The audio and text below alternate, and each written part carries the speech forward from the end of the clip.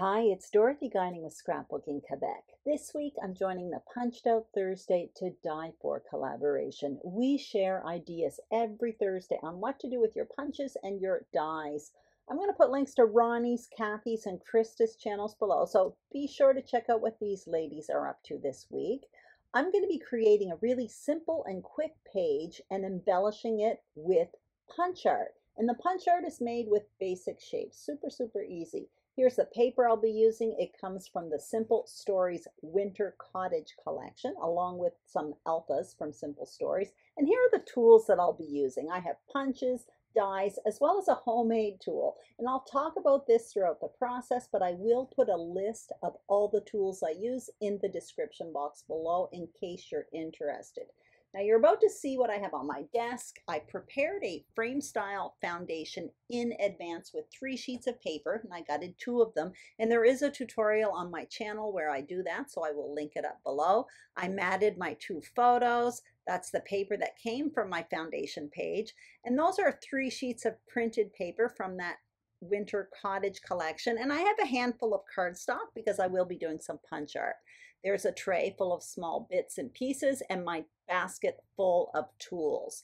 So the first thing I'm going to do is create a layered border, and I'm going to use this homemade tool I was talking about. Basically, a friend of mine made it for me about 10 years ago. It's simply a wave drawn on a piece of fairly thick cardboard, and it was cut out with a pair of scissors. Now I'm using it as a tearing tool, and what I'm doing is I'm using it on these 3 printed papers. And as you can see, I flipped the template around so that I would have the waves going in different directions, and I'm doing it with the 3, and they are all going to be at different widths. I will put measurements for this on the screen. Basically, I want them to layer up, and I want to see the layer behind and the middle one and the one in front.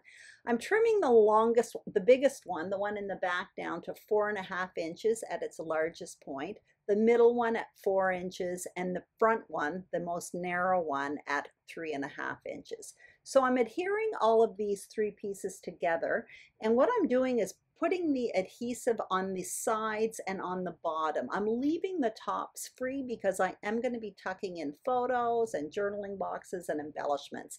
Now what you saw me do was simply trim it down at 11.25 inch, simply because I want this border to fit right on top of that vanilla cardstock that's on the frame. So I'm adhering it there. It's about 1 inch, maybe 1.25 inches from the bottom of that vanilla paper at the bottom. And now what I'm going to do is create that punch art Santa. So I got out my oval dies. I have nesting oval dies from Stampin' Up. Some of them are scalloped, like the 2 that I just cut out, and this pink one has no scalloped edge. So the scalloped ones are going to be the beard and hair. The pink is going to be the face. It's a little bit smaller. And now you see me cutting out a large oval, and that's going to be the body of the Santa Claus, as well as a heart, and that's going to be his hat. I'll put measurements for what I'm doing on the screen. However, you can do this in whatever size you want. This is simply what I'm doing.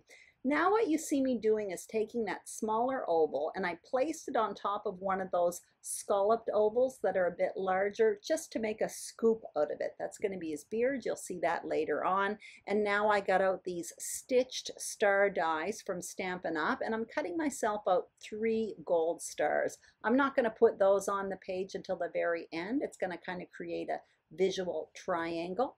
Anyway, back to my Santa. I'm showing you the page parts there. So what I'm going to do is adhere them all together. You can see me putting that pink smaller oval right in the middle of that scalloped white oval. And now I'm placing that cut out scalloped white oval on top. So you can see how that creates his beard. And now what I'm going to do is adhere the hat, the heart, upside down right behind his head, and now I'm going to place that head a little bit on an angle, just to kind of give him a little bit of, I don't know, a little bit of a look, we'll say. So now what I'm going to do is complete the Santa Claus. I'm going to add the finishing touches. So I cut out that circle there. That's going to be a button on his coat, and that's 3/4 inch. I'll put measurements for all this on the screen. And now what I'm doing is cutting out some other small bits. So I need a little pink nose. That is 3/8 of an inch. I'm going to cut out 2 red circles at a 1/2 inch each, and that's going to be cheeks. You're going to see that, how I put them together. And then I also cut out, I think I cut it out already, a little white pom-pom. That's just a small flower. So now what I'm going to do is adhere all of this to the body of the Santa Claus. He comes together really, really nicely. I didn't do a full oval because his body is going to be tucked within the layers of that border that I already put on the page. Now I'm going to get out my pen here. Oh, first I'm going to get out some enamel dots. I'm putting really tiny enamel dots for his eyes there. And I simply take a pen, I draw on a little mouth on top of his beard, and then I just added a little white accent on his nose with a pen. That there is a holly builder punch, an old one from Stampin' Up. So I'm just creating a little holly leaf and some berries to put on his hat. Now, if you don't have a holly leaf punch, you could just use a little flower. Honestly, any little punch will do, just to stick a little bit of color or a little accent on his hat. And once that's done, my Santa is complete. He's super, super cute. So as you can see, my photos are tucked within those layers and they aren't adhered at this point. And I also tucked in my Santa. Now, before continuing, I do have to put some journaling or establish a spot for journaling and my title. So I get out those foam thickers. Those are from Simple Stories, their Color Vibe collection.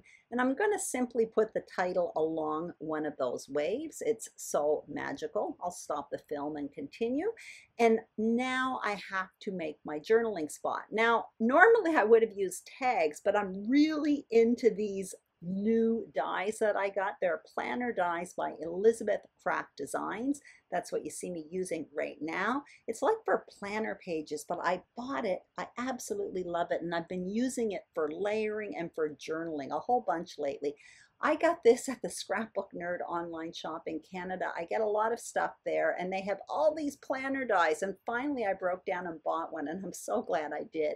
Anyway, as you can see, I have it tucked behind the photo. You also may notice it's white and my background is cream. Honestly, I struggled with this because in the paper, the white isn't white, it's cream. So I used cream as a background.